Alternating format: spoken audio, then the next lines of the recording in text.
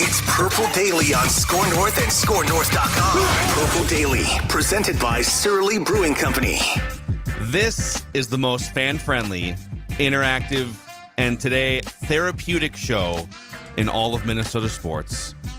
This is Vikings Vent Line on Purple Daily, the Purple Daily YouTube channel. Phil Mackey, Judd Zolgad, and our executive producer, Declan Goff. I'll get through some of the formalities here, and then we can give our quick take on a Vikings loss, and then turn the show over to Vikings fans for the next hour plus. The show is presented by our friends over at Surly Brewing Company and TCL, one of the world's best-selling consumer electronics brands. They have a new lineup of award-winning TVs delivering the most entertainment with stunning resolution, all at an affordable cost. TVs, which for me, on the TCL TV I was watching, clearly showed Justin Jefferson stayed inbounds on that, which should have been a touchdown catch. Wound up not really mattering. Enjoy more of the things you love with TCL. If you'd like to get on the show, please send a request to VikingsVentline@gmail.com. We'll try to get to as many people as possible. Please keep it clean. I know it's going to be hard today because Ed Donatel's defense will probably make some people get up in their feelings. But, yeah, Judd, a shout-out to our friends at Surly for helping us cope with the third Vikings loss of the season, I should say. Most definitely. Now, ordinarily, of course, the beer of choice for all Vikings fans when it comes to our folks at Surly is Before I Die. But you know what? They've got a great roster of beers, and there's no question about it. Today is a day for Furious because, one, it's strong, so you're going to feel good, and two, if this loss didn't aggravate you to no end, you are a very patient sort. So Surly Brewing has the answer for every day of the week. Ordinarily, Before I Die. Today, I'd suggest a Furious. All right, Mike, my just high-level take on this game is it's sort of twofold. Number one, you're still very much in great shape to be the number 2 seed in the NFC. You're still very much in great shape to win the division here next weekend. So, like, from a where is this season going perspective, did losing this game derail things? No, it really didn't. But the entire NFL world, from Vegas to national talking heads for weeks, has been calling this team frauds. And when sports books come out and collectively say, we're actually going to put the line where our mouths are on this and call a 5-win Lions team a 2-point favorite over a 10-win Vikings team, it validates the notion when you play like that today, when you give up 460 some odd yards and the Lions have a good offense. The Lions have been playing really, really well. That's a good, legitimate playoff contending football team.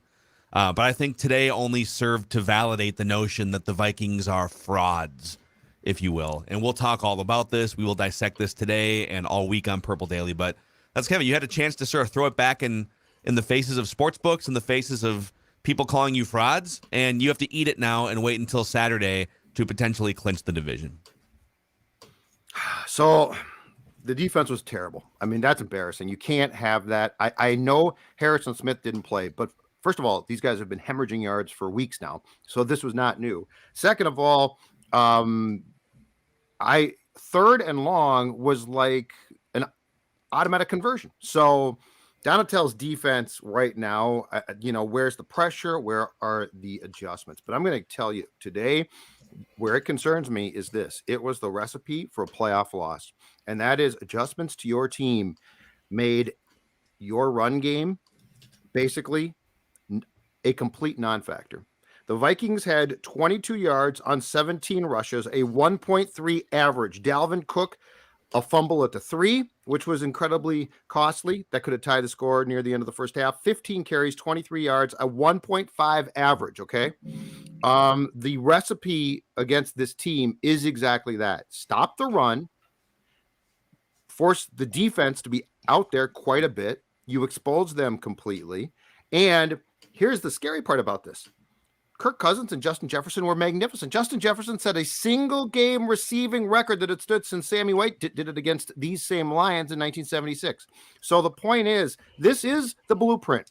And if you can't run the football, I don't care how big of day Cousins has. I don't care how big of day Jefferson has. I don't care who the supporting cast of receivers are who might play pretty well because they actually did today. You are in a position where you are going to get beat. some of this needs to be fixed. The run game cannot disappear. I don't know if that's on partially Bradbury and Darisaw not playing. It yes, probably is. Obviously, yes. It probably is. But you can't just have the run game become a non-factor and disappear. But yes, this defense is a complete and utter mess far too frequently, and I don't see enough attempts to fix things, and it's frustrating to watch. It's the 5th consecutive game in which the Vikings have allowed 400 total yards or more, the longest such stretch in Vikings history. So it's yardage-wise. I know Donatel said the other day or a week and a half ago, whatever it was, yards don't win or lose games. Well, process does, and you've been playing with fire the whole season, and I think the idea has been, okay, yeah, you've been given a lot of leeway here because the team has found ways to pull wins out, but you can't keep letting teams run up and down the field like this on you. At some point, yards do lead to points. They do lead to losses. So for him to sort of spit in the face of bad defensive process, like, well, this is what happens. Dex, what's your sort of 30,000-foot take on what happened today? Yeah, the defense stinks, and it's going to get gashed every week, basically. That's what's happening. And Jonathan Vilma pointed out that if you're not getting turnovers, which the Vikings weren't able to do today. And I know the Vikings offense is certainly playing a lot better football over these last 7 weeks. Look, that they are a lot better than that 1-6 record they were at the start of the season. They're now in flirtation to potentially be the last wild card team to make the playoffs. But if you can't force turnovers, then the whole yards thing that Ed Donatel crutches to, well, then it's going to come back to bite you, man. If you can't get a pick, if you can't get a strip sack, if you can't get enough pressure in Jared Goff's face, then those 400 yards is going to lead to losses today. So if you can't force turnovers, then this bend don't break and the 400 yards, and it doesn't matter. Yards don't matter at all. It's not going to work out well for you. Well, I think if you're ready, Declan, let's just turn the show over to what I'm guessing are frustrated Vikings fans here.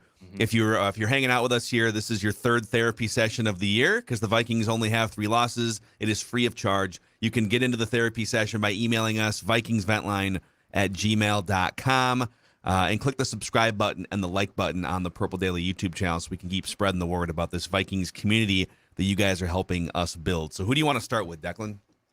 All right, let's start with Dylan out the gate here on Vikings Vent Line. Dylan, what's up, man? What's up, Dylan? What's going on, guys? Long-time listeners, first time I've actually been able to get in the show, so I'm super excited to do this. Welcome in, dude. Yeah.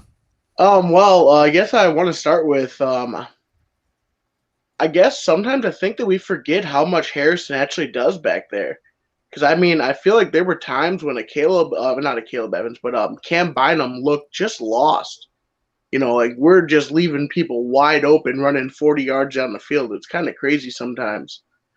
And then, I think also it's weird how like our defense and offense seems to be like working opposite of each other sometimes.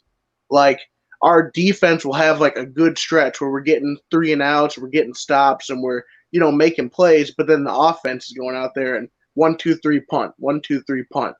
And then vice versa. When our offense kind of gets going, then we couldn't stop nothing, if our lives depended on it. And, so I think that, if we could ever kind of get that working together, we might be able to take advantage of teams more.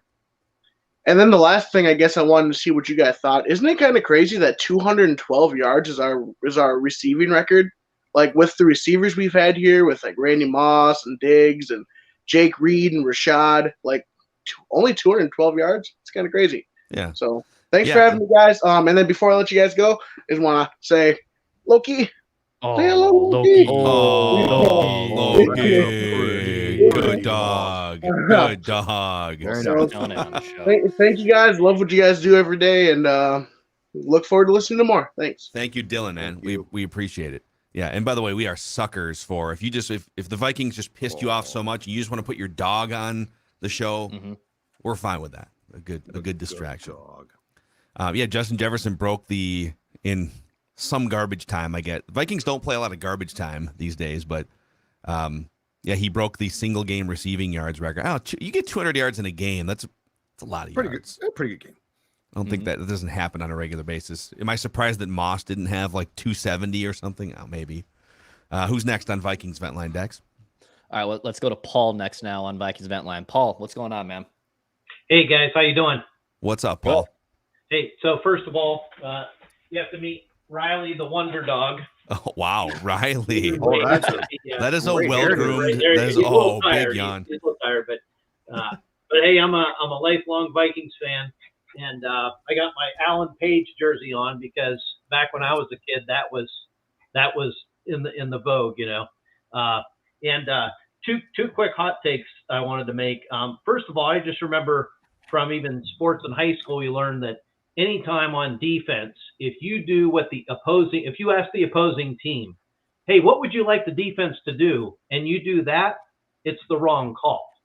And it seems like all day, all these quarterbacks from inexperienced quarterbacks from the Patriots, the Jets, even today with Goff, they're just able to stand back there and throw. We get no pressure, and the guys are wide open.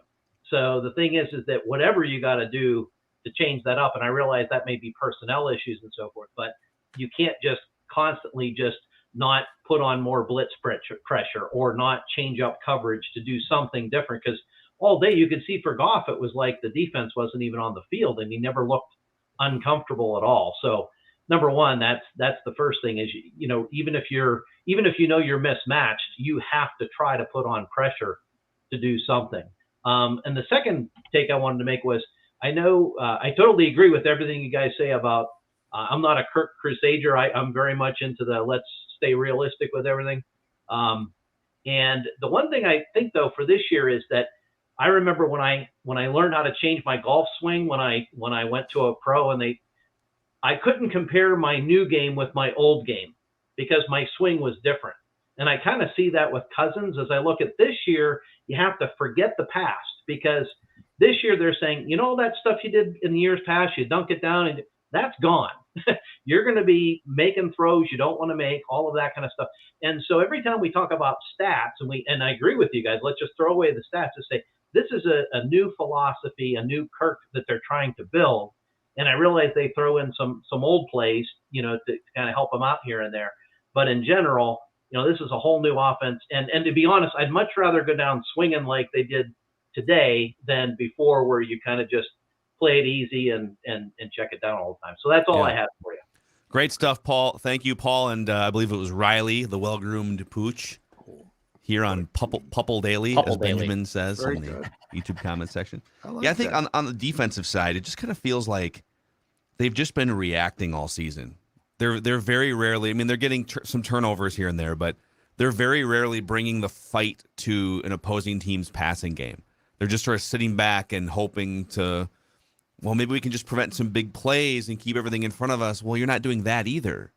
So what would they have to lose? And just to bring some metrics in here, statistically, the Vikings are one of the least blitzing teams. They have one of the lowest blitz rates in the NFL. So what do they have to lose at this point? Well, if we send more blitzers, if we blitz more often, we're susceptible to big plays over the top.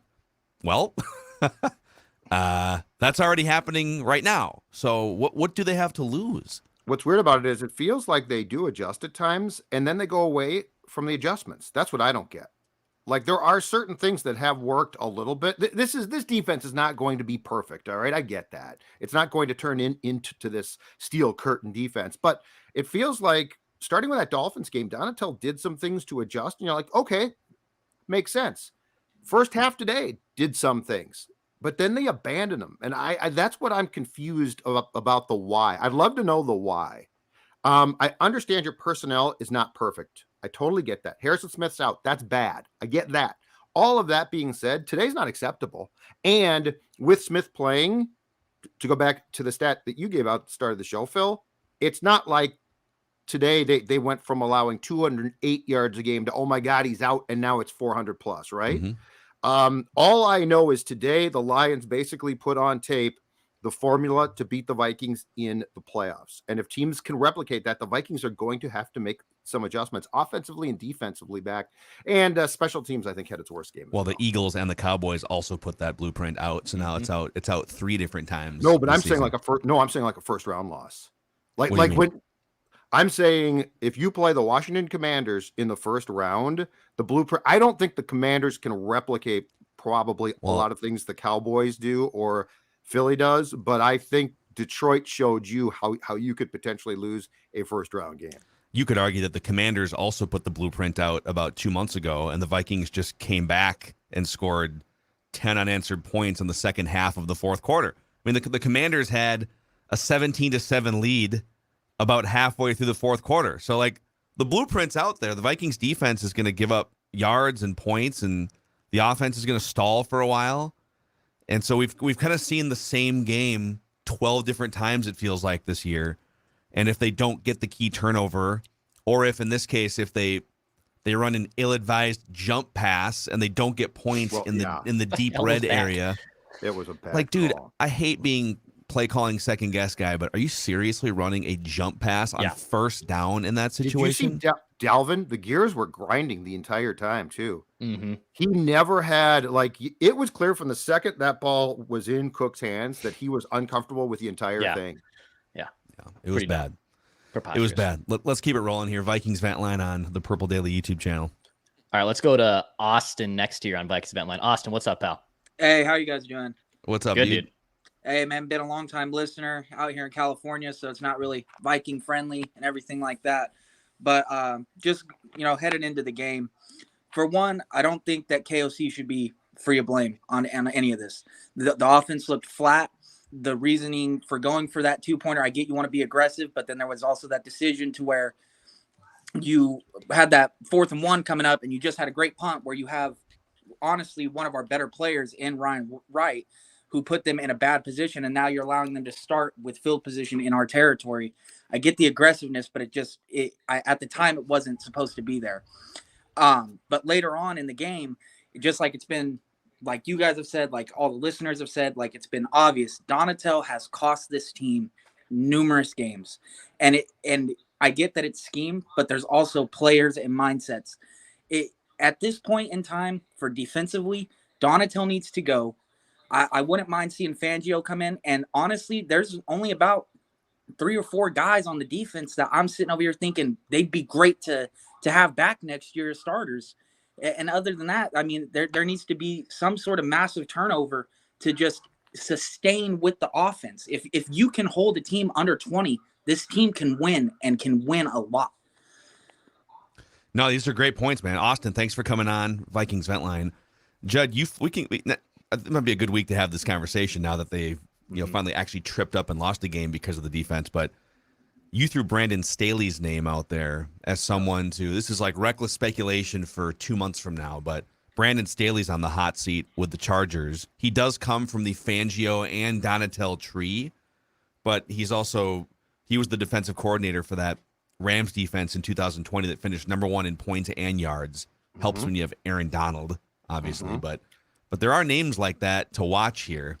Yes, absolutely. And keep in mind, Donatel didn't get this job because he's good friends with KOC. He got this job because what Kevin wanted was for his team to practice against the Fangio defense, because he's been told by smart football people it's the hardest one. It's got the most going for it right now.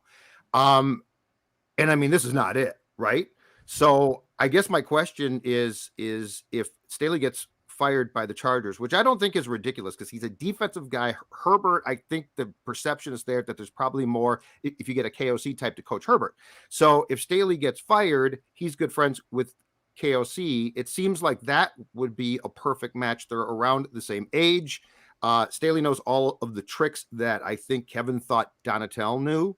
I guess my other question is, would you, with the opportunity that you have right now, would you consider a change to Pettin? Not to necessarily change the scheme. You wouldn't do that, but goes back to the lack of adjustments. Like, could Mike Pettin look at things on film and adjust them? Because, I mean, that's the thing is, at some point in time, somebody has to step up here and be like, okay, I think I at least know how to plug the dike. And right now, no one can do it. And and there's sort of 2 ways to look at this. There's the long term, which we're kind of talking about. Like, Brandon Staley isn't going to help you in December or January. He would be an option to speculate on in February, March. You have a season to salvage now. Like, you're gonna win your division. I wouldn't say you're locked in completely to the 2 seed because San Francisco could still catch you, but you're basically competing with San Francisco for the 2 seed. Because keep in mind, the second place team in the NFC East is going to be the 5 seed, the way that the NFC playoff structure works. So you have a chance to play home games in January, and you have a chance to do some damage here if you can fix your defense. And to your Mike Pettin point, he has a better track record as a defensive coordinator in his career, especially if you go back to like those Jets days with Rex Ryan, than Ed Donatel does. Now, neither one of them are going to, like Bill Belichick in the 80s with those Giants defenses, but Mike Pettin has at least been the defensive coordinator for a handful of top 10 defenses in his career. Donatel has not. So if you feel like you have a guy that now we don't know what happens behind it. Maybe Pettin's been super hands-on with Donatel and they're collaborating on this and it's failing. That's the that's the dynamic that we don't really know. But it is interesting that you have a guy in-house in Mike Pettin that has called defensive plays before. He's been a defensive coordinator for like 9 years in the NFL, and he's just he's in your headquarters every day helping every week. So yes. Who's next on Vikings Vent Line? All right, let's go to Sam next on Vikings Vent Line. Sam, Sam. What's up? Hey guys, first off, just want to say congrats on the growing audience. Been listening for a couple of years, haven't been able to make it into Event Line for about 2 seasons because you guys have had so many watching audience. So congrats on the growing group. Thanks for coming in again, man. Appreciate it.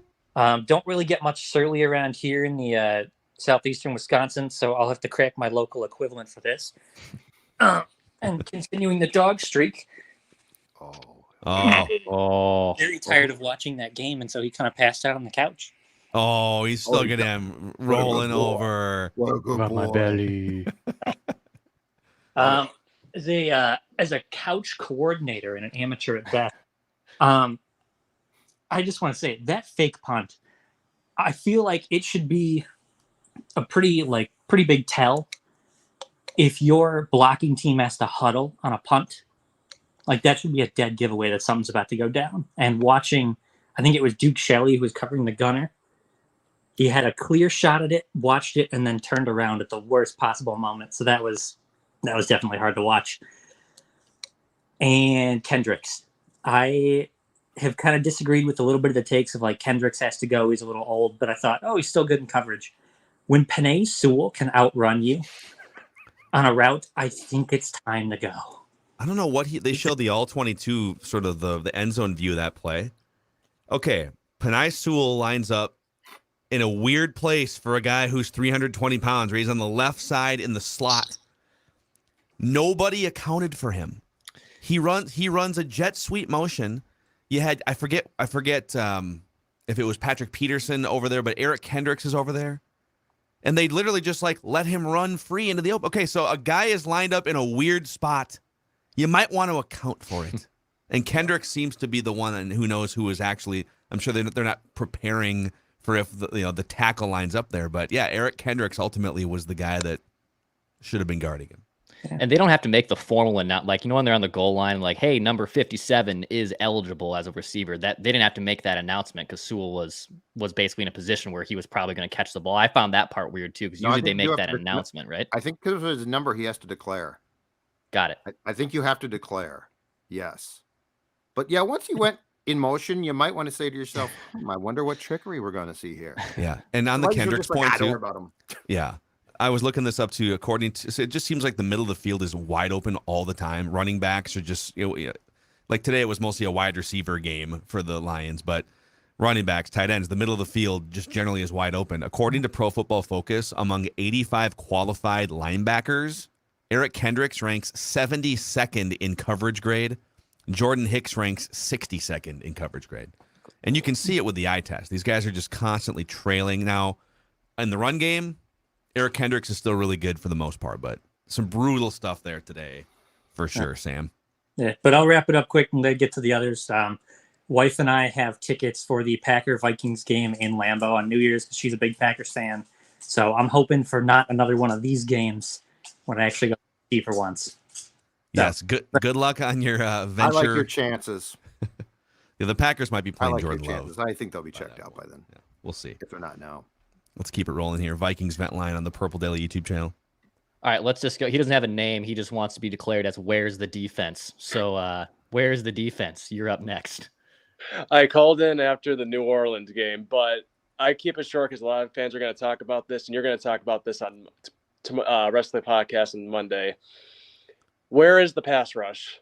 We have Zadarius Smith, who has been quiet the past few weeks after getting 5 sacks in 2 games against Arizona, and I believe I'm blanking on the other team. But we have 2 All-Pros who can't get to the quarterback. Quarterback's got all the time in the world to sit back there. Jared effing Goff. Excuse the language. I said effing. You're good. You're good. Jared effing Goff has all the time in the world to butcher us apart. And we're supposed to be this playoff team. But right now, after watching that, if we can't beat the Lions, clinch the division, and keep up with the Eagles, we're not going to survive the first round, maybe even the first half of the first round with this looking that we have. So I know it was very optimistic a couple of weeks ago, but after seeing today, I've never been in favor of firing someone right before playoffs. But for Ed, I think you need KOC. This is your first chance of leadership. You need to fire Ed and get the defense back before the playoffs start, because right now this ain't working, whatever this is. It's like we have Mike Zimmer back. So today was bad, but don't sleep completely on Detroit. Like, they're not it's not the old, if you can't win by 21, you suck. But there were definitely things exposed again. And yes, I do think the fact that the defense continues to struggle in areas that look like they should not be that hard. I mean, the amount of third down completions, like 3rd and 8, 3rd and 9 that Goff had was ridiculous. And what frightened me about it is it was ridiculously easy. Like, there was a series of 3rd and 9s that were just like bang, bang, bang with no problem at all. If it was Aaron Rodgers, Tom Brady, I would understand. Those guys are Hall of Famers. But when you have Jared Goff, who's starting to come into his own a little bit, I'll give him that credit. But one of his big weaknesses is what, like Kirk Cousins, once you get in his head by, hitting him, pressuring him, sacking him, he starts making key mistakes. Today, he looked like he could have a cup of tea, have a biscuit, and then throw the football. Like nothing was there. Dude, this is great. This is great stuff here. Anonymous, where's the defense guy? Coming into Vikings vent line, just spitting facts. Great stuff here. We're gonna give you the obligatory Round of applause. Round of applause here. Just real quick here, because he mentioned firing him before the playoffs. Yep. Is there a greater than 0% chance the Vikings would make a move in some form? Would they? I don't think they're firing Ed Donatel in December. Would they take play calling and move it to Pettin? Or are they just stuck here at this point? You've gone this far. It's Donatel's to sink or swim. It would fly completely in the face of everything that KOC has done to fire Donatel right now. Like, he has done nothing. He didn't bench Ed Ingram. Like, he hasn't benched players that at some point during the course of this season could be benched. So I would be surprised. But could you shift play calling? The one thing I wonder about Ed, though, is, Ed's press conferences, he's the one guy who's very unlike the rest of this staff. He tries to downplay the bad, yards against, and at times he goes after players. KOC is all about accountability, starting with himself. He always includes himself. And I really haven't heard him sell out a player yet. He will say that guy has to do this or that, but I just wonder, the one thing about a possible departure of Donatel is I wonder if KOC and the staff are tiring of what seemed to be, if he makes up the excuses behind the scenes that we seemingly hear, that's the one thing that could rub a guy like Kevin O'Connell really the wrong way. And this is just a guess, because we're obviously not sitting there eavesdropping in on their coaches' meetings. It would be amazing to do that. But Mike, based on how KOC interacts with the public, interacts with players behind the scenes in the locker room footage that we see, based on things that we've heard, just having people in the organization that we all talk to, it seems like he's the type of guy that's not going to walk into a room and be like, Ed, get it together or else, right? Like Mike Zimmer kind of had the, hey, we're doing this week offense. And there was a thing between him and Norv Turner, 6 or 7 years ago. And Norv said, I'm sorry, you're trying to tell me how to do what now? And it was, he didn't go about it in a very tactful way. Mm-hmm. I think KOC is a very tactful communicator. Mm-hmm. And so if he's going to Ed Donatel behind the scenes and saying, hey, listen, man, like this isn't a personal attack or anything, but how can we fix this? What needs to be better? And if Ed is turning his attention to players instead of scheme, yes, that wouldn't seem to fit what Kevin O'Connell is building here. Right. So, yeah, you're right. I mean, how many times has Kevin O'Connell got up to the podium and said, I need to be better at this. I need to be better at calling plays. It's on me to do this. It's on me to get us better prepared. I don't know that we have heard as much of that from Donatel. He's the Maybe one it's guy. job preservation or something. Yeah, but I think it's going to rub this staff the wrong way. Like I think if he owned it more, like you can't say we're hemorrhaging yards, but it's not a big deal. You know, bend but don't break, but we don't break a lot. No. Well, you broke today. So it feels like if they don't do something here to try and fix this, and I don't know if that's a change or if that is, to your point, Phil, a play calling change, it feels like it's a really lost opportunity to say, but it was year one and we'll have plenty of more chances in this league. I think when you have a chance, you got to pounce. Yep. And you are still 10-3. Yep. You are still almost guaranteed a home playoff game. So this loss was not a death knell to what you're building here, but it is definitely, there's some things to get right offensively too. And I think some of those will right themselves once Darisaw comes back. And Bradbury just told the media that it was kind of his back kind of like freaked out on him before the game, but he feels like it'll be fine going forward.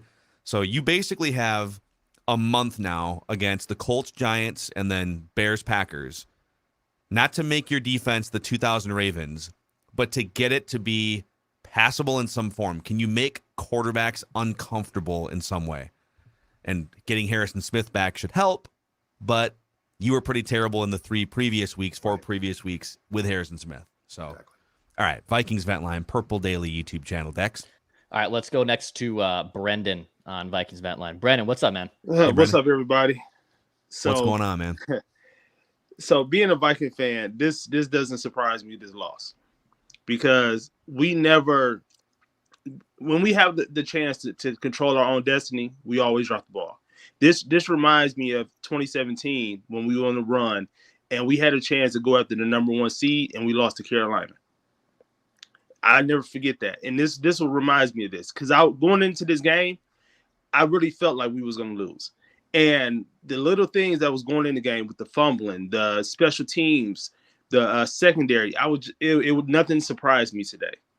And with the 3 losses that we have on the season, none of them surprised me, because they all fall into the same script that always happens with the Vikings, the way that they lose.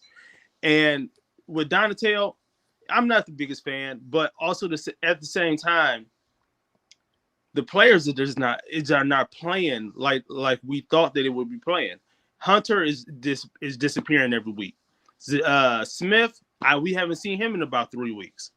And then with Harrison being out, when we have so much immaturity, with the young guys in the secondary, even with Harrison out there, he could at least limited some of the big plays that we had. But Jared Goff looked like a Hall of Famer today, against us, and we can't allow that no more. If we want to win the Super Bowl, that's the type of things that we just can't have. Yeah, great stuff, Brandon. Thanks for coming on, man. All right, bringing that passion. Let's keep it rolling here. Vikings Vent Line, Purple Daily YouTube channel. All right, let's go next to Tyler on Vikings Vent Line. Tyler, what's going on, man? A tough loss today, and I'm calling from the same couch that I called in after the draft, and I have to take a victory lap here. I said that the draft last year was a disaster, not for the players that we took, but the trades we made, specifically giving 2 weapons to offenses in our division. We saw that today. I mean, Jameson Williams didn't do much, but he did get his touchdown, so we'll see that for the rest of his career, and we'll have to look back on the value we got in that trade and see, was it worth it giving them Jameson Williams. My 2 main takes, the jump pass is the worst play call I think I've seen in recent memory, especially with your defense giving up that many points and that much yardage. You want to take off as much clock as you can, go into half tied, or if you run the ball 3 times, at least down by 4 with the ball coming. I think it was just a buffoonish call. And then my final take is, I'm not the biggest fan of Kevin O'Connell, not because of his coaching, but because my wife has a crush on him. But I love Dan Campbell, but I think he's predictably unpredictable. Like when you saw the momentum turning, you knew that they were going to, it felt like they were going to do something, and they called the fake punt. And we even tried to call a fake punt earlier in the game, and you saw that right checked out of it. He was tapping his helmet before we punted the ball away. So we knew that some trickery was going to happen. And then 3rd and 6, a first down, ends the game for you. You know that they're calling a pass play. It's Dan Campbell. He's going for the jugular. He's going for the kneecap.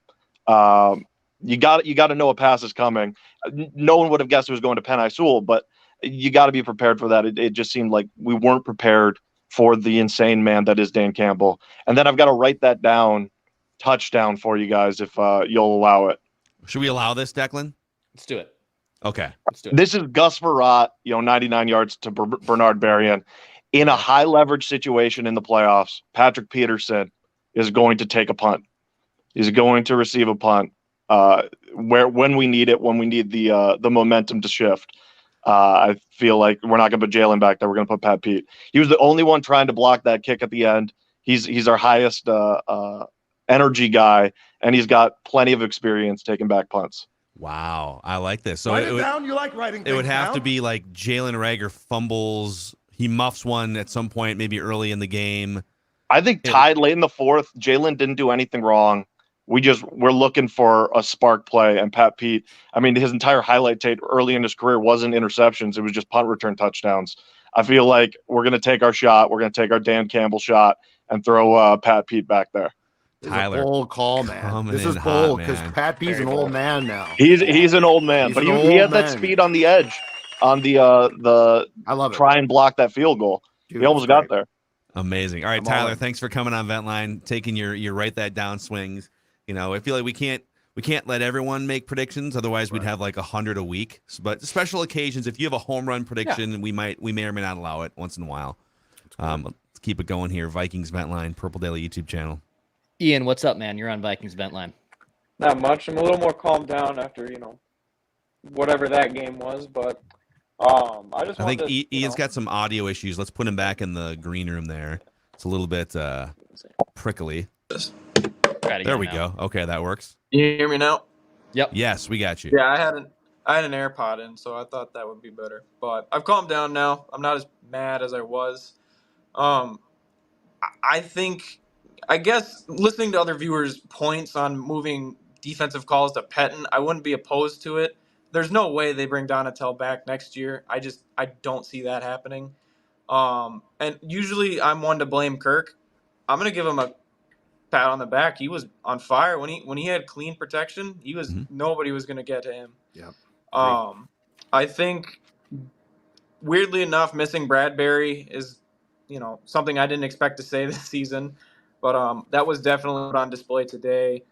Same with Darrisaw. I might go to the Vikings game this Saturday, and I don't know. I think the next 4 games are very easily winnable, but that defense needs to do something, especially Daniil and Zadarius, because I don't think I've heard Daniil's name in a couple weeks now. Is Daniil cooked, or is Daniil not being used correctly? Because I see him make plays still, and I think that does not look like a cooked veteran.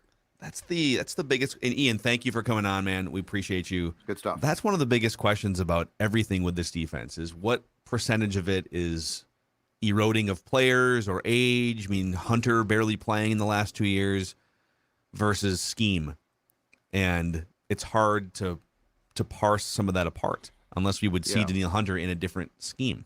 Smith is definitely a victim of the knee injury he sustained a few weeks back or a month and a half back now. There's no question about that, because prior to that, he was playing great, and he's just flat out slowed down. Hunter, I can't decide because I still see him make plays, and I'm like, oh, that's a really nice play. Yeah. And like his PFF grade has not gone off the deep end, so he's not being judged to be a poor player. I would think that if he was not making plays and was old or banged up badly, that his PFF grade would suffer. So, I mean, I'm leaning towards, I'm just not sure that he's being schemed correctly, which is a sin, because I don't care what your system is or your scheme is. If you are not using a guy like Daniil Hunter to his max, that's a you problem. And if you come back with, but it's our system, bleep your system. Build it around generational talent. Yeah. And I saw someone in the YouTube comment section asked, why doesn't he just go back to being in this scheme, the third down lineman? So you're going to have, You're going to have your Dalvin Tomlinson, your Harrison Phillips, or whoever is rotating in.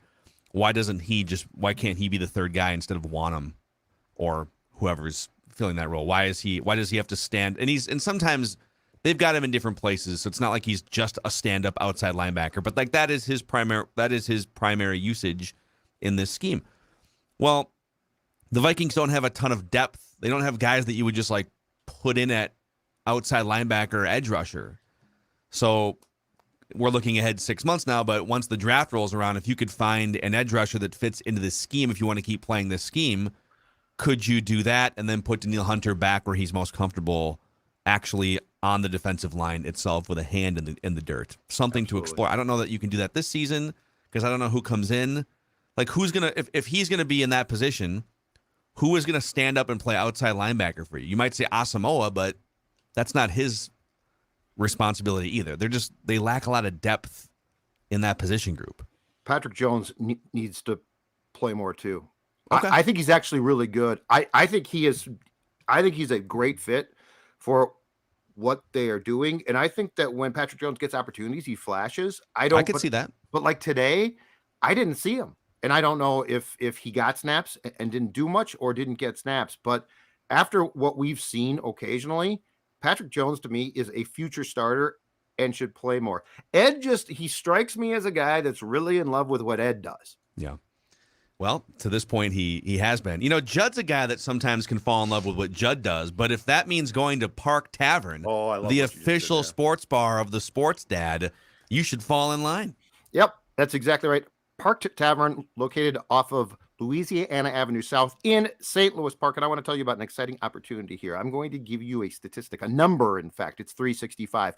That is the number of days the Park Tavern is open. Yes, that means Christmas Eve. That means Christmas Day, New Year's Eve. So guess what? If you're saying to yourself, the holidays, spending time with family is great, but I'd like to get out. Where can I go? Well, Park Tavern is the place. Bowling, open Christmas Eve, Christmas Day. In other words, if you're tired of being stuck at home, if you've got a group that the family wants to get out and do something, Park Tavern is the place for you. 952-929-6810 if you would like to make reservations, or parktavern.net. Parktavern.net, open every day of the year just for you. Gentlemen, it's time now for a new segment here for the final few weeks of the regular season and the playoffs. It is time for the Kirk Cousins fact of the show here, okay? You like that? You like that? And this is presented by our friends, the Crazy Canadians Cousins Crusaders of Purple Daily. So that's right. We have several different pockets or regions of Cousins Crusaders on Purple Daily. And a group reached out to us and asked if we could celebrate. And today wasn't so much fun for the Vikings, but Cousins lit the sky for 400 yards. It's been a fun season by and large, 10-3. And the Crazy Canadian Cousins Crusaders reached out and said, hey, let's all come together here. You guys have been Cousins haters. A bunch of people have been supporting him. Let's all come together and donate to Cousins charity. And we said, you know what? That sounds like a fun idea. So kirkcousins.org. It's very easy to click the donate button. You can donate $5, $50, $500, whatever you have in your heart to donate to kirkcousins.org. And then mention in the comment when you donate, it's on behalf of the Cousins Crusaders of Purple Daily. Let's all come together for a good cause here. A good idea by the Crazy Cousins Crusaders of the Crazy Canadian Cousins Crusaders of Purple Daily. Here's your fact. You like that? You like that? So Kirk threw for 425 yards, 2 touchdowns today, and it was all very much needed for the Vikings to try and stay in that game, come back in that game. Maybe a little garbage time toward the end if you thought they were going to. I mean, they were trying to come back and win, though, so you could classify it as no garbage time. In terms of his career achievements, that is tied for the 4th most yards he's ever thrown in a game. It's tied for the most yards he's thrown for as a Viking. There was a game against Green Bay, one of the first games he played for the Vikings at Green Bay. It ended in a 29-29 tie. He threw for 425 on that day as well and 4 touchdowns. So there's your Crazy Canadian Kirk Cousins stat of the day. Let's keep it rolling here. I will say this. You couldn't blame Kirk. Today, I sincerely say this. was- You can't blame Kirk. He and Jefferson were unbelievable. Thought he made a business decision on that fumble I by applauded Dalvin. it. I love that. Other than that, I understand. Don't try and make the tackle. I understand it. He did make the tackle. Or no, don't go. Yes, don't go for the ball. Don't go to the ground and get crunched. Don't need that. I hear you, but he was the only one that was going to recover that fumble. And I am fine with once they picked it up, he's like, okay, well, someone's got to stop him from scoring a he touchdown, helped. so I'll do that. Yeah. There were two guys in on it. You're right. All right, let's keep it rolling here. Let's go to David next. David, what's up, man? What's up, guys? How are you guys doing today besides the loss? Hanging in there. They're 10-3. Yeah. There's still some fun football games on the horizon. Today was not a death sentence. Here's how I look at it. The Eagles lost to the Redskins. So, I mean, it's a divisional game. Hard to go 6-0 every season. I'm a little more upset with the fact that, the whole fumble thing's kind of disappointing. Our defense, we know our defense is going to give up a lot of yards every week. We're missing guys. I just don't understand how last week when Cook is running well, we abandoned the run. It kind of hurt us. And then this week, what did you say? He had 17 carries for 22 yards, and we still were feeding him. It's like, okay, bro, it's not working. We're missing a lineman. Maybe it's time to give up on that.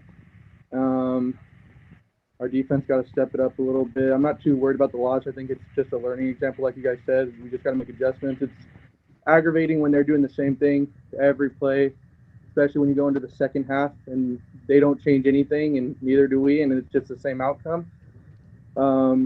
Donatel's obviously not the answer, but I think we're stuck with them. I don't think they're going to do anything different. It's just you're not going to make big changes like that when you're 10-3. It's just you're going to go down with it, or it's going to flourish. I don't think it's going to flourish, but our offense has just got to step it up. I mean, if we don't fumble the ball right there, it's a whole different ball game for the rest of the game. So I don't think it, like you said, it's not a death sentence. Hopefully the Niners lose today. It just gives us some space. We're not going to get that 1 seed anymore unless something crazy happens. But I think fans need to just cheer up. Nobody thought we were going to be 10-3 this year. We lost to the Lions. They're playing good ball. It's a divisional game on the road. Not the end of the world. We at least kept in on it, but just got to adjust. That's the big thing, is just don't do the same thing next week. We're going to lose. We know what the outcome's going to be.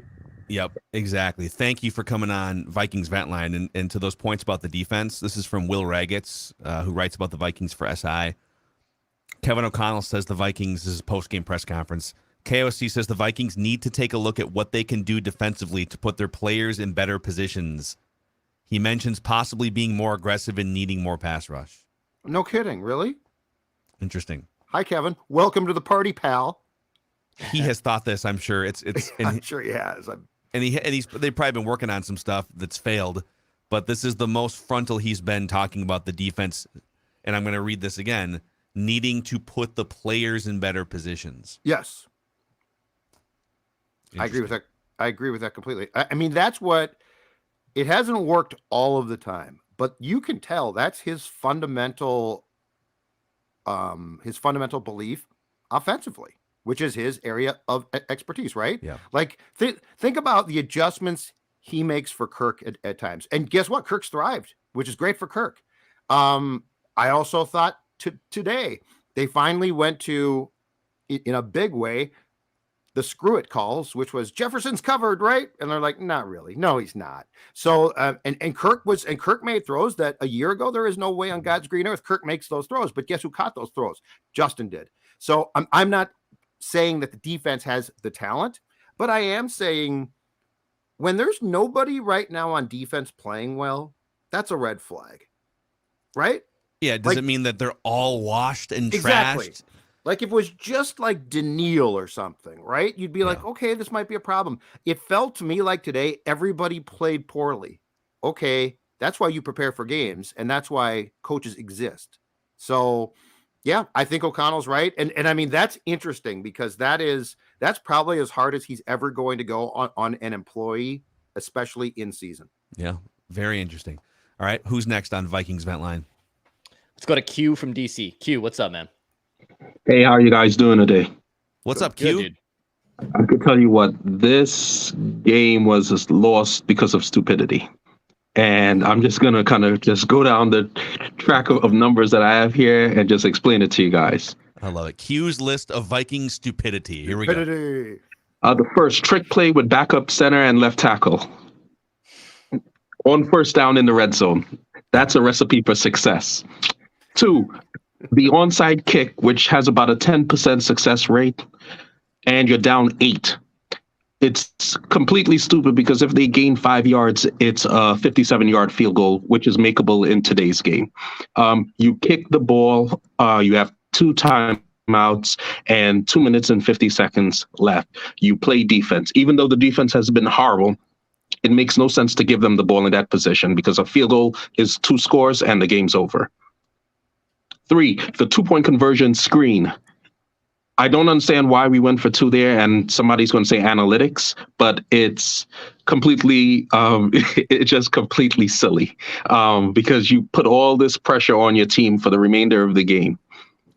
4, I think you guys are going to love this. Play action without a run game, and you're down 14 points. A run game was completely terrible today. Why are we in the early fourth quarter still running play action? And if it's not for the genius of Justin Jefferson that we're able to complete these passes, no linebackers were falling for the fake dive. At the time, we're down 14 points. I'm going to flip it to defense real quick. Donatello refusing to blitz against a guy that about 3 weeks ago was the 38th ranked quarterback in the NFL against the blitz. And lastly, we have everyone's favorites. It's on 3rd and short. Complete stupidity, and that's why we've lost this game. Amazing. Q, love that. Love the list of stupidity from Q in DC. Can we touch on a couple things here real quick? How did you guys feel about the onside kick with 2:50 to go? I think they had 3 timeouts left, 2:50 to go. Yeah. You don't trust your defense. It's like a 10%, like Q said, chance of getting it, but they're basically saying, well, there's a very close to 0% chance we're going to get a stop. So let's tack the 10% onto our chances here. What would you have done there? With how that defense was playing, same thing. If you kick off, your defense, it hadn't given you at that point anything to say, you know what, they're going to stop them now. That was a vote of no confidence in Donatel and the defense. I did not hate the 2-point call. I did not hate that at all. But you know what I did hate? I didn't either. Yeah. But you know what I did hate? This team, look at their lack of success on screenplays. Yeah. What was the play call? That was weird. No, but I mean, so 2 points, go for it. Awesome. Yes, I'm all for it. Your kicker has missed several extra points. What was the play call? Also, okay, I know we're talking about 2 kind of train wreck plays. It's a small sample, the 2-point conversion play and then the jump pass play. But all these jet sweep motions that were leading to points in the deep red and or 2-point conversions early in the year, are the Vikings like the celebrities that only wear an outfit or a pair of shoes once? Good point. Oh, we've got 3 gem plays, but we already used them earlier this season, so now we need to come up with new things like a jump pass and a weird bubble screen to Thielen. It's like, no, just keep running your jet sweeps to Jalen Reagor and Justin Jefferson, or fake jet sweeps and boom, a tight end open. I just, keep it simple. On the 2-point conversion thing, well, real quick, on the onside kick thing, it's 50-50 there. I mean, I was shocked that Dan Campbell kicked a field goal, 48-yard field goal, once it got down like way toward the end there. Because there's 22 seconds left. Vikings have no timeouts. They need a touchdown and a 2-point conversion. If you miss that field goal, and you already missed one earlier in the game, the Vikings now have the ball near midfield with a chance to maybe complete a chunk pass and then like take a lob into the end zone from the 35 or the 40. It's still unlikely. And so I thought that almost became a classic Dan Campbell idiot decision. If he punts, you can probably even like let the ball settle, run 5 more seconds off the clock. There's like 10 seconds left, and the Vikings need to go 90 yards or something. 2-point conversion. So, all right, don't kill the messenger here, but it bothers me when people look at that play and say, what are they doing? Kevin O'Connell's a moron or something. It's like, no. This is now an analytically sound decision, especially when you're on the road, when you're down by 2 touchdowns, down by 14 points. Middle of the third quarter, late third quarter, or later in the game. When you score the first touchdown, going for 2 points. If you get it, now you only need one more score potentially to win the game. Or if it gets into a back and forth, your score with an extra point could win the game, right? Yep. If you miss it, you're still down by a touchdown, and now you know where you stand sort of the rest of the game. But where people go wrong here is, well, why don't you just kick an extra point and then score another touchdown, kick an extra point, and tie the game? Because your goal isn't to tie the game. Now, okay, cool, you've tied the game now. Now they get the ball, and they have been running roughshod over your defense. So it was kind of a vote of no confidence in the defense again. Of let's get the 2 point, get the extra point edge, so that if we go ahead, we can maybe do it with no time on the clock later on in the game. It failed. But it wasn't just like him making a dumb decision. There was a lot of thought put into the thought process was right, I think. Definitely right. Yeah. I hated the play call. You suck at screens. Yes. Like, why are you trying to fly in the face of a play that you proven you stink at, which needs to be cleaned up in the spring and summer, okay? But and wow, also, you're already given up on cleaning up the screen game in December, January. Oh God, no, I'm done. I've never, Phil, I have never seen a worse Viking screen game in my life. A team that was once known with Bernsey as the coach and OC as the masters of the screen game. It's awful. Well, also part of the problem is when you run screens to Thielen, he's got to take 3 yards backwards because that's his thing now, right? He can't get going. You're not wrong there, dude. You're not wrong. He can't get going. He had an okay game today, but he's imagine if you had, this is a whole nother conversation too, if you had an explosive tag team partner receiver like a Jamison Williams or like somebody that you could just run down the field, take advantage of Jefferson being double covered on the other side. They ran a deep ball to Thielen. It got batted away because it's hard for him to create separation on routes that are 30, 40 yards down the field. You know, I hated that play call to him. It's hard. He doesn't get separation that far down the field. Yep. All right, Vikings Vent Line. We're about an hour in here. It's a therapy session for you guys. So lay it on us. Who's next? All right, let's go to Christian next on Vikings Vent Line. What's up, Christian? Hey, boys. How are you? Hey, man.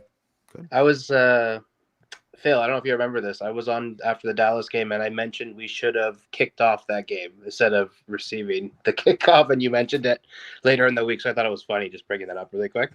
I have 3 points really quick.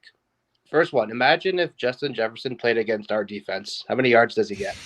Wow. That's a good point. Does he get more than the 223 that he got today? He gets like 7,000. I'm just kidding. But you know what I mean. Yeah. Secondly, in the offseason, pay that man. Whatever he wants, pay him now. Pay him. Guy is unbelievable. Mm-hmm. And lastly, the defense. Ed Donatel, he's not going anywhere. We know it. The Vikings might win one playoff game this year, and that's okay under KOC's first year. I'm okay with that. Fix the defense. Kirk, go chains for next year, whole year. Then we'll see. That's all I got to say. You guys are awesome. Take care. Christian, thank you, man. Appreciate you coming in here to this therapy session. Who's next? Who's next on the couch? All right, let's go to Austin next. Austin, what's up, man? Are you in a golf cart right now? Like, where are you? No. I'm actually at work. I work at the airport here in Louisville, so I just finished with my shift, and I decided to stay an extra couple minutes. And this is the only quiet place here at the Louisville airport. So, no, I stay away from golf carts. I'm not good at golf. Nice. All right. Well, what did you see today? Okay. Well, I was mostly following from my phone and legal streaming sites audio that were a couple seconds behind, so I tried my best to stay off the internet, which was a little bit delayed. But after listening to a couple callers and listening to your guys' reasonings, I'm a little bit more tempered than I was coming into this. I was, I guess, of course, just straight off the loss, and you never want to lose to the Lions, right? And especially, I'm going against the grain. I'm not a Dan Campbell fan at all. I just think he's a fake head coach, and the snarling and the weird metaphors that he uses is just it screams guy that's never been a head coach before, but he thinks that gets him over. I don't necessarily. That's a whole nother debate. But I just think offensively, we did look okay a lot of the times. I thought, my God, Justin Jefferson, what can we say that hasn't been said about that kid? TJ Hawkinson, it wasn't necessarily the huge TJ Hawkinson game, but he racked up a lot of yards. Thielen had a touchdown. KJ Osborne got involved. The offense, for the most part, did everything that they could to try to win this game, just from a couple of hiccups on the play calling standpoint with KOC on those short yardage situations to start off the game, of course, with that 4th and 1. I don't know why, like Phil just said, I don't know why we kind of abandoned those jet sweeps, and usually you kind of get KJ or Jefferson or hell, even Rager in those situations. And as Judd said earlier about the Dalvin stutter step at the goal line, he just did not look comfortable. And Dalvin probably should have just held on to it and just went down with it and just said, sorry, guys, I wasn't necessarily comfortable. But that's all, in my opinion, KOC growing pains, which I'm sure he'll get used to.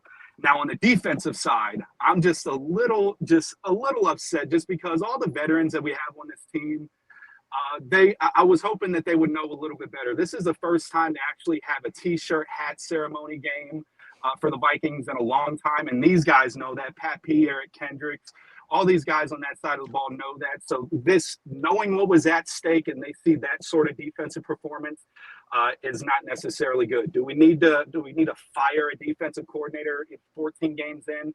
Not necessarily sure. We could go ahead and make defensive adjustments of who's going to call the play. But Vikings kind of got beat at their own game today. It was basically the Lions that were taking advantage of the turnovers. I mean, for God's sakes, the Lions gave up 200 yards of receiver and 400 yards of offense. But still, they had 2 turnovers and they had 4 sacks to ultimately be opportunistic in this game, and that's something that the Vikings have been able to do.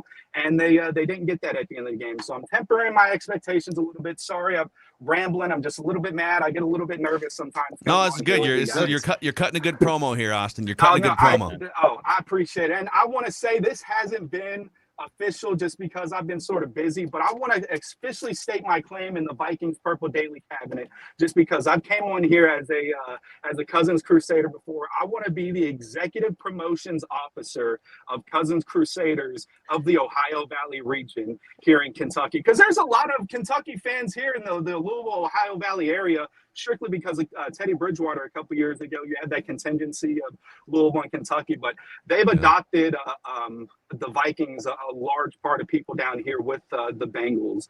So there's a huge Vikings following down here, and I'm leading the charge. As long as Kirk Cousins, our quarterback, he's my quarterback, but the second he goes somewhere else, and he's done.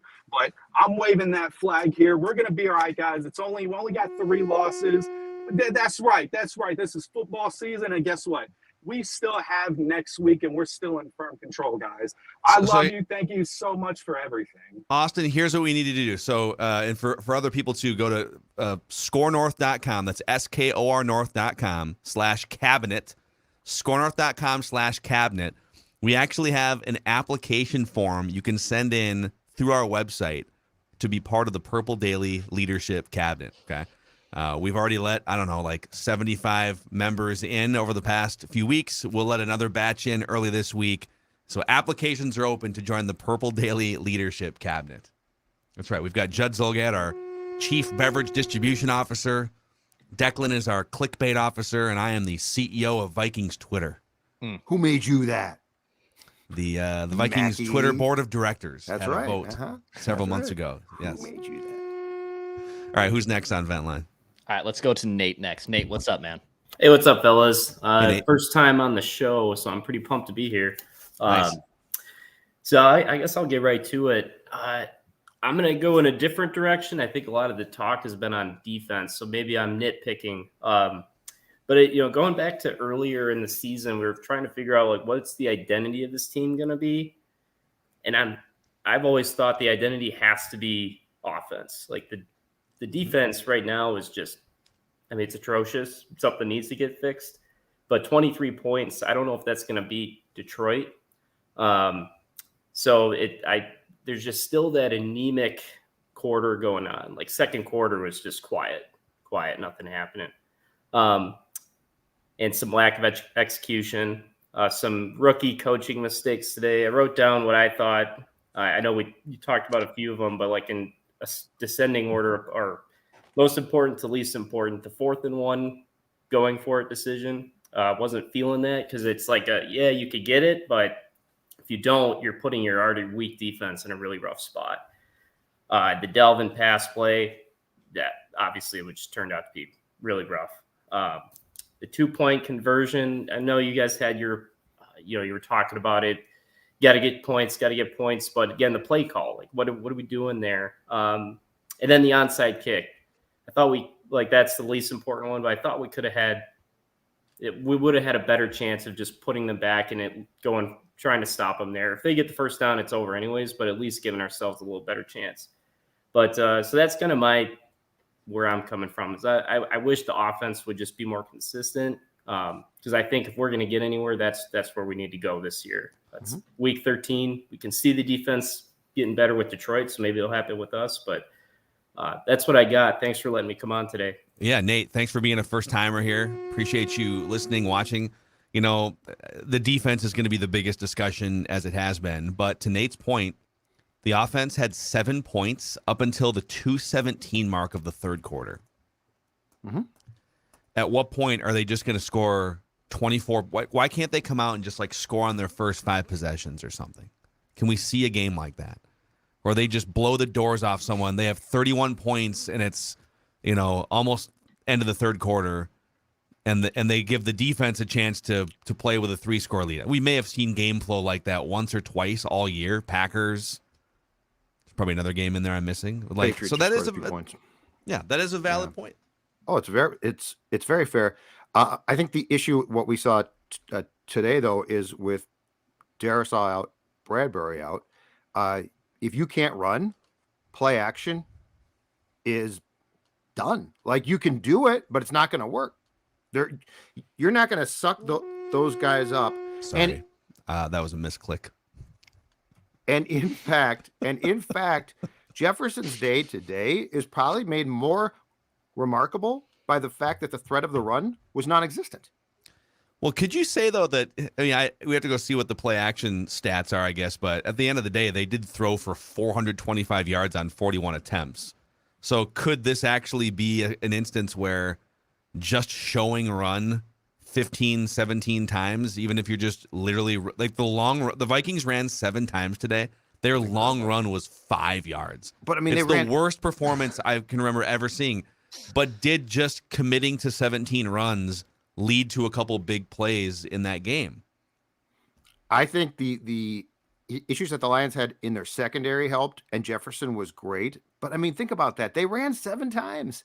When's the last time a Vikings team ran 7 times in an entire football game? Is that right? 7 times? They ran 17 times. Oh, okay. 7. That's what I'm saying. They ran 17 times. 7 times. Okay. Did nothing, but did running the ball 17 times open up some play actions at some point? I don't know about that. But I feel like it's going to be hard to pile on a team when your run game is as inefficient as the Vikings was. Yeah, well, at the end of the day, you got to be able to, especially in situations where you want to control the clock a little bit, or if you do get a lead, you got to be able to gain some yards, or you have these short yardage situations. Okay, it's 4th and 1. We're going to make a big stand and go for it here, and wow, now we're going to run into the back of a backup center, and boom, 2 plays later, they hit a home run ball for a touchdown. It's and now you're playing from behind. Who's next on Vikings Ventline? All right. Bob, is that you? Oh, it is. Bob. No hot tub, no nothing. No. All right, well, I just want to go over the cheap wins first, and then I'll get to my main point. Cheap win number 1, game 1, Packers had -2 offensive linemen, no Lazard. Rodgers throws a touchdown, would-be touchdown pass to a rookie receiver. He drops it on the first or second play, and he gave up. We beat Andy Dalton, Justin Fields and the Bears, Skylar Thompson and a broken-down Teddy Bridgewater. A Cardinals team that's in disarray. We beat the Patriots because they roughed the kicker and they had 2 crucial face mask penalties that cost them the game. Dan Campbell lost the first game against the Vikings because he goes for a 54-yard field goal and his kicker never made one. Gave us second life. And, it's statistically, it was going in this game, statistically the worst 10-2 team ever in NFL history. And some of those things that I just talked about don't even show up in the stats. So I expected this. because I'll tell you what, Goff, he could have won a Super Bowl if he had his receiver made a touchdown catch against the Patriots. That guy is a Super Bowl caliber quarterback. And look, the defenses didn't get to him today because we can't get to quarterbacks because you can't fix our defense. So our only chance, in my opinion, to win any kind of significant playoff game or even get to the Super Bowl is to establish the pass. Do not ever throw another screen pass, Kirk Cousins, please, because you can't, you never could, and you never will be able to. Proved it today. I mean, when was the last time he actually threw a really good, successful screen pass that meant anything? I mean, can you remember? We need, like, it's been like a 5-year issue here, I feel like. We need a pie chart of blame for why the Vikings can't execute screen passes. They can't. You know, I mean, you can do dig routes, you can do rub routes, you can do slant routes, sure. So he gets rid of the ball quick. Wow. You know, why not do that and tire the defense out that way a little bit and then go deep to your deep receiver, Jefferson, or, you know, look, I say establish the pass first and then the run. Defense is not fixable, and we're not going anywhere if we don't change things on offense, not defense. The defense is not fixable. I mean, we got destroyed by Dallas, Eagles. I mean, even Detroit today. I mean, we could not stop Detroit, and we're not going to stop any good team with a big offensive line that's physical, especially on the road. I mean, the next 4 games are easy games coming up. If we win 2 out of 4, maybe we'll get the 2nd or 3rd seed. We'll see. But, you know, it's just very disappointing. The 49ers, by the way, Bob and company, are just absolutely destroying the Buccaneers with their 3rd quarterback. Yeah. So they're knocking on the door. If they win that game, they're going to be a game behind you. But oh god. But there's still. I actually think the Vikings are going to bounce back and just destroy the Colts at home next week. There's still a chance. This sounds crazy. Everything Bob said is spot on in terms of like the advantage they've taken of backup quarterbacks on their schedule, and the defense is terrible. But there's still a really good chance the Vikings are the 2 seed. And then there's a really good chance that at some point the Cowboys would play the Eagles in Philadelphia in the playoffs and knock off the Eagles.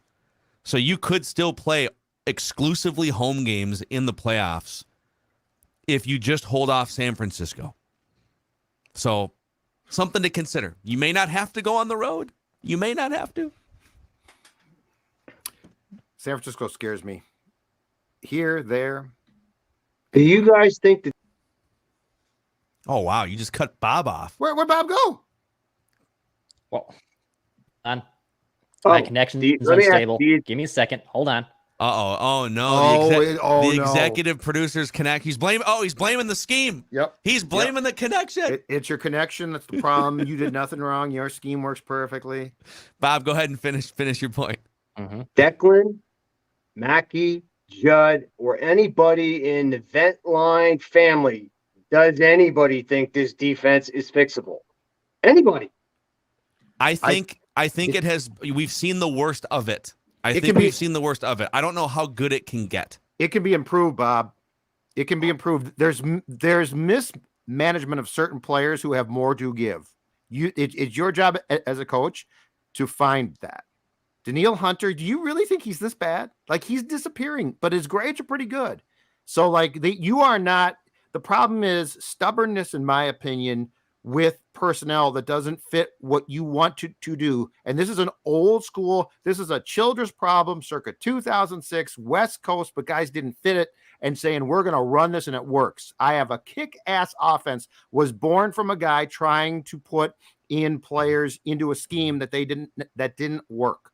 So I think that this defense, it's not fixable, but it sure as hell should not be this bad. This was atrocious. And if this was a one-game Harrison Smith is out thing, I might say, okay, Harrison Smith, big time missed. He was missed. But you can go through, and this has been going on for far too long, and there are adjustments at times, but there are not enough adjustments. It's time for Ed Donatel to do some work to at least give this thing a chance to improve itself. And KOC is going to be more hands-on this week with the defense based on his post-game comments.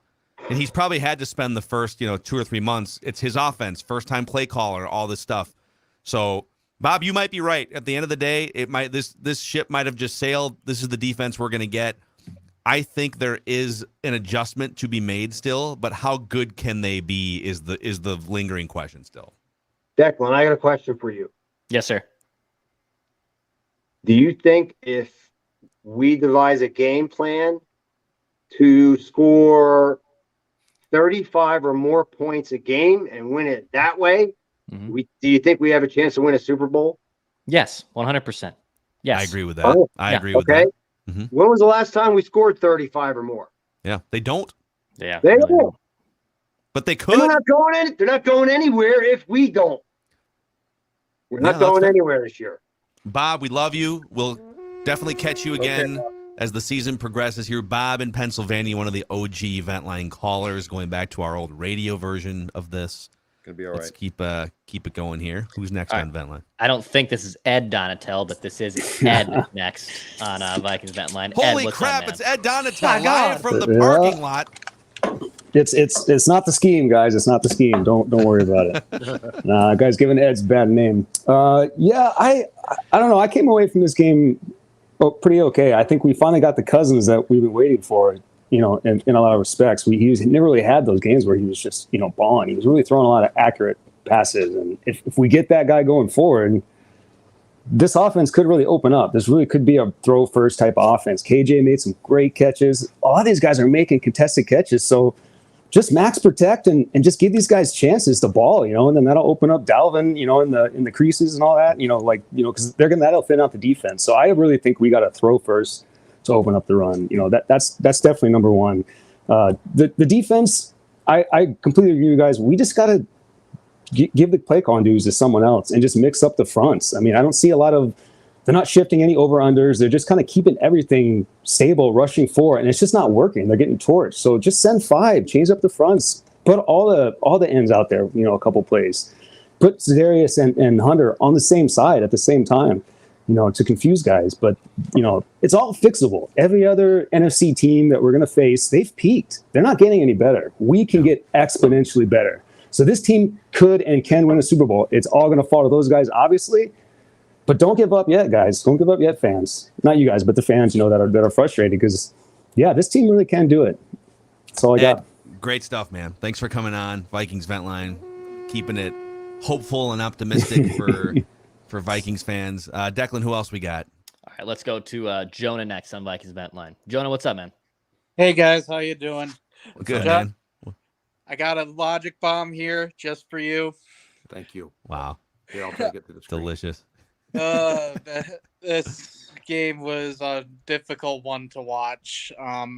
The defense especially. I saw at one point on a graphic on the Fox broadcast that said that the Vikings defense has allowed 400 plus yards in the last 5 games. That is not sustainable if we want to go where we think we can go. We've got to clean things up on the defensive side of the ball.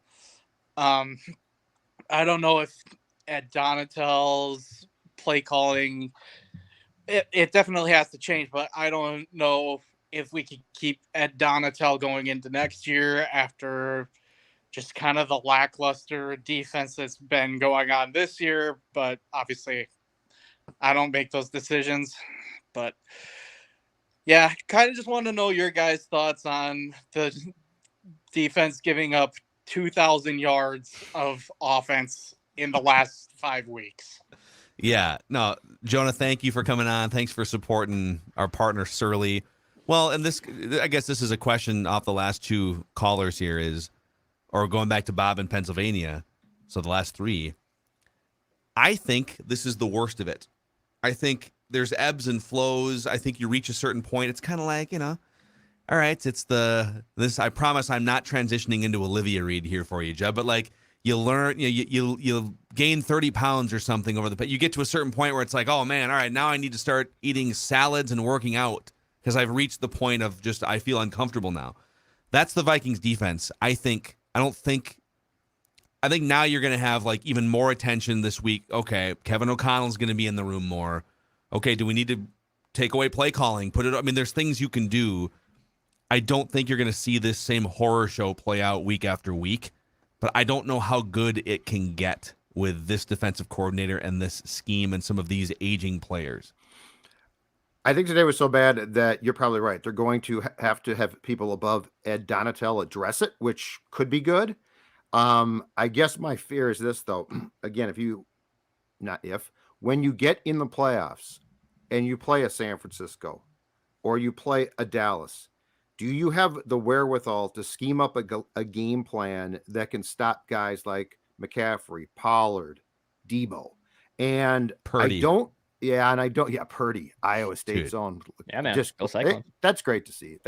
But anyway, so yes, I don't think that this is going to be now an avalanche where like the Colts, Matt Ryan's going to come to town and really go off. I don't see that, but it does leave questions about, we're fairly late in the game now. How much can you fix? Because I don't agree with Bob. Like, I don't think that these guys all suck. I just don't. I'm sorry. There are guys on this defense, and I'm not saying that they're in their prime now, but they don't suck. So I think that there is improvement to be made. And of course, when you get to the playoffs, there's only one question: can you win one game? You don't need to win. It's not like you're in game 1 of 18. It's one of potentially 4 or 5. So anyway, I think if O'Connell gets more involved this week and there is a real step to try and stop the bleeding, that could at least help. But I am curious when you play the really upper echelon teams in the playoffs, if that's going to be enough. Don't know. That's fair. If you haven't already, if you could click the subscribe button on the Purple Daily YouTube channel and the like button on this episode or this video, it'll help spread the word about this Vikings community you guys are helping us build here at Purple Daily and on Score North. Vikings vent line continuing here, Dex. Yeah, a few more left. Let's go to Chris now. Chris. Oh, hello. What's up, man? Hello, Chris. How's it going, guys? What's Good, happening? Good. Can I just start off by shouting out my business? Okay. Yeah. So I actually own Friar Painting out in the Des Moines metro area. If you guys need any painting done, just go ahead and hit me up. You'll see this logo. Beautiful little thing. There you go. Cool logo. I also just want to say that I came into this whole entire year basically having no expectations for the first time after dealing with Zimmer for the past 8 years. Kevin O'Connell has been a humongous breath of fresh air. So this is actually my dog, Salem. Hey, Salem. Salem, good boy. She's a sweetie pie. But yeah, I just also want to say, how the hell did the refs go ahead and blow that call on Jefferson? They didn't step out of bounds. Like, wasn't even come close. on. And I guess technically it didn't cost the Vikings points, but it cost them time. It might have cost them. A good minute. I could have really exactly. Salem, yes. Thing, Salem's like, this is the dog Bentley. Oh, hey Bentley. Sorry. They're all good dogs. But yeah, I watched that whole entire thing go down, and I was like, I didn't expect us to really win, but it hurt my soul watching another loss. But I still think that next week we'll probably clinch the division and everything. But man, that defense needs a lot of work. There was like no pressure today. I don't know. We're here for you, man. Yeah, we are man. here for you. Yep. We feel your pain. I listen to you guys every single day on my way to go do estimates and stuff, and I love you guys so much. Thank Judd, do the shit. We'll live with it. This late in the episode, it was good nature. What Stella says too. Yeah. Stella says the exact same thing. I say, Amazing. Don't swear, Stella. Thanks, Chris. Thanks, Chris. I think we're up to 6 dogs on the show too. Yeah, good count of dogs. Okay, referee nitpick. I know those guys. The bullets are flying. It's a million miles an hour. These athletes are all running 4.340s and stuff, and like it's a hard job. But there are certain calls in sports. Home plate umpire on a check swing. You don't have to call it. You can appeal down to the third base guy, right? Fumbles that may or may not be fumbles. You don't have to blow the play dead. Let it play out and then go back and untangle it if you need to. And that Jefferson play, okay, you thought he stepped out of bounds. Well, you clearly couldn't have been 100% sure because, he didn't step out of bounds. So just let it go. Let him run to the end zone, score a touchdown, and then if a coach wants to challenge on the other side, okay. But to blow that play dead, and that I think people were wondering, well, why didn't KOC challenge? He couldn't. Right. They blew the play dead, and once, so that I guess maybe you could have challenged that he would have gained like an extra couple yards, until they played it, but he wouldn't have been given the touchdown on the challenge. And I don't know. I'd have to go back and see how much did it cost the Vikings time-wise, but maybe it did cost them a chance to kick it deep at the end of the game and get a stop. Or just get the call right. That's what I'm saying. Yeah. Right. Yeah. But just there, I've never understood, to your point, why they stopped the game, let touchdowns occur. Because the worst case is, okay, it's not.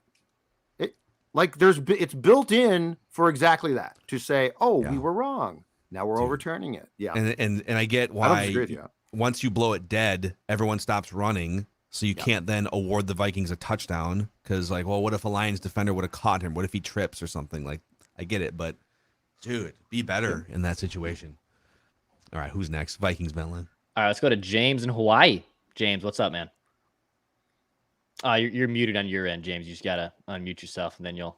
I was gonna say it's actually it's just past lunch here because game starts at 8 o'clock in the morning out here. There you go. I was looking at Donatel's coaching history, and it reads like Mike Zimmer's of a lot of low end defensive positions up to a coordinator, back down to backs, and then he's been doing that for 31 years. Yeah, it's time to go. Yeah, he doesn't. The resume is mostly he's a veteran coach who can help just sort of run the operation from day to day. He's not here to create a top 5 defense. That's what it feels like.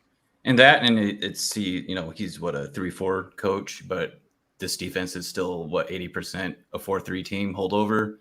It comes down to why force your system on a team that's not built around it. So that's basically all I had. Q basically took all my points about the analytics stuff. But I do work in analytics myself, so I understand why certain calls were made, but it's still sometimes you got to go with your gut feeling. Yeah. No, James, thanks for chiming in from Hawaii. It's this defensive thing with Ed Donatel. They hired him because he was a football lifer with a ton of experience who ran a defensive scheme that Kevin O'Connell likes and is used to, but they didn't hire the best. Vic Fangio is the one that was actually running the Broncos defense, right? Yes. But it's weird because before Donatel met Fangio, he ran a 4-3. That's what's weird about this. He's not a lifer to this scheme. Mm-hmm. So you would think he'd be like, oh yeah, when I was with the Packers, we did this back in my 4-3 days. That's what I don't get. Is there some stubbornness about, the Fangio system works? By the way, Fangio now a consultant for the Eagles. It came out because ideally, what you would do now is go get him off his couch and pay him handsomely to come in as a consultant. Yeah, but he's already with he's I guess been spending the year with Philadelphia. Very hush hush. It just got out in the last few months that he's working for them as a consultant, and obviously whatever he's doing works. Philadelphia and the Giants have been kind of a fraud too this season, but the Giants are more frauds than the Vikings are, and the Eagles went and just destroyed them in New York today, 48-22. Yeah. Dallas fell asleep at the wheel for a while against the Texans. Mm-hmm. They eventually pull out kind of a last-minute win, 27-23 in that one, and then the Niners are up 21-rip with 5 minutes left in the second quarter against the Buccaneers at home. So Niners likely to win. We have 1 or 2 left here, Dex. We have 1 left, I think. Vikes 464. If you're still hanging out there, there he is. What's up, man? Hey, not too much. You guys got me all right? We got you, man. Good. All right. So everybody's kind of already said what I had to say. Mainly, I just don't understand everything. As far as the play calls, like you guys said, the 2-point conversion, I don't think it was late enough to where, why don't you just kick the extra point? Why are we throwing on first down? I don't fully understand it. I'm not a head coach in the NFL, so what are you going to do? I'm not disappointed because we are 10-3. I'm just dumbfounded on the way we're doing things. I don't really get it. And Mackie, I love your guys' you and Boone together, but if you don't fire Ed Donatel on that segment, I'm going to be sorely disappointed. Might be a spoiler alert for this Tuesday, Wednesday. But one last thing, Kevin O'Connell's gotta take the play call away from Ed, because he refuses to let our kicker kick anymore from 50 plus yards. Say, you know what, you're done. You obviously can't call a play on the defensive side. I'm not going to fire you because that's not what I'm about, but you're done with play calls. You can do it against the Jets the first half, but when we're actually winning, you're like, oh, I'm gonna go back to not blitzing the quarterback anymore. I don't understand it. So I'll let you guys get off, kind of talk about what you're going to talk about the rest of the time, and thanks for having me. Thanks for coming on, man. Appreciate it. Just a final therapy session there as we try to help you guys through only the third Vikings loss of the season. 10-3. They're still 10-3. All right, still a month of tweaking to be done here. My gut instinct says the Colts are in for a buzzsaw on Saturday. I think the Vikings are going to fix a few things this week. They're a very prideful bunch that has come roaring back after losses this year, and the Colts seem to be largely underprepared with Jeff Saturday coming in just randomly. I don't know what you're talking about. I mean, the guy was went from the studio to the sideline. I'm sure he'll bring his team in completely prepared for a year in which they clearly don't care about the rest of the season. Yeah. You might be right. Yeah, no. You might be right. They might put up a lot of points, hopefully. Any final thoughts from you guys here on this Vikings Vent Line episode? No, I think we did a good job of providing therapy, and 10-3 is fine. It's still a good year. Unfortunately, defensively, what we saw today and against Dallas now, I guess because of the Cowboys game, it doesn't shock me. Like the statistics, again, I keep saying this bend but don't break philosophy is not a sustainable one. Like, it's not real. You might get fortunate and not lose, but like there's no such thing as we gave up 450 yards and we had a perfect year. So I think that if you're a Vikings fan, take heart in the fact that you are going to need to have confidence that this coaching staff can tweak things enough to fix it. And if that does not include Ed, then that does not include Ed. Dex, any final thoughts from you today? Are you gonna rage when we get off? You gonna shake that tree down behind you? No. The tree is set up. In fact, this entire just second bedroom is just Christmas stuff, and my golf clubs and my snowboards and so much crap is in this. And this little corner of the room is where my microphone and laptop and table fits. So I'll spare you guys all of that. But no, I got a hot take for tomorrow. I already have it crafted. So I already got that. So maybe a little bit of tweaking. It's just a little bit. I'm gonna maybe make sure everything's fine out there. But yeah, I'm ready for a hot take tomorrow on Purple Daily. Yep, tomorrow, Purple Daily, a dissection, a day after dissection. We'll also give you Viking statements on Mackie and Judd. And we appreciate you guys hanging with us through mostly the ups, but also the severe downs 3 times this season. 4 more games left in the regular season, and then at least a playoff game. Also, one last shout out before the show is over. I just want to say congratulations to Kenny Albert for calling his 300th career Vikings-Lions noon game today. And now I'm going to go call the Rangers game against the Penguins tonight. Is he still the Rangers play-by-play guy? Oh, dude, this guy's schedule is nuts. Yeah, it's pretty crazy. He does a lot of Knicks fill-in work. He does Rangers games on radio still. He does the TNT hockey telecasts. No. He does like every single sport that you could possibly do. And then every Lions Vikings game since about 1999 going forward. Yeah. I mean, you know what? Come on, Phil. Beats Chris Myers, right?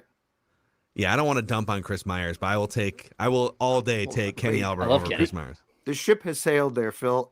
You dumped on Chris like I should have said any more. I should have said any further. I was going to say for you to say I would like, I won't dump on Kenny Chris Albert here live, another Vikings Lions football game. Jonathan Vilma, tell us how little you've studied this week by opening your mouth. This is the greatest show on turf. It's the same thing. He called that Lions offense the best thing since the greatest show on turf. Yeah, and hey, that Lions offense. Let's calm down a little bit. Maybe the Vikings defense should take some notes from Jonathan Vilma. How'd you guys do it in 2009 with the Saints? He's like, well, we had stacks of cash. Bounties. Yeah, exactly right. Maybe that's what we need here. Who are you going to pay? Well, I would probably start with, I'd probably start with Zadarius Smith. He's a hitman at this point. He's a mercenary. You're only here for like a year or two. Let's cash in on this thing. Tape your hands up like clubs and just start that way, just with clubs. Just go in hitting people. Put a couple paddles. Yeah, tape them underneath. All right. We'll be back at you tomorrow on Purple Daily and Mackie and Judd. This has been another edition of Vikings Vent Line, the most fan-friendly, interactive, and therapeutic show in all of Minnesota sports on the Purple Daily YouTube channel. Phil, Judd, Declan, we'll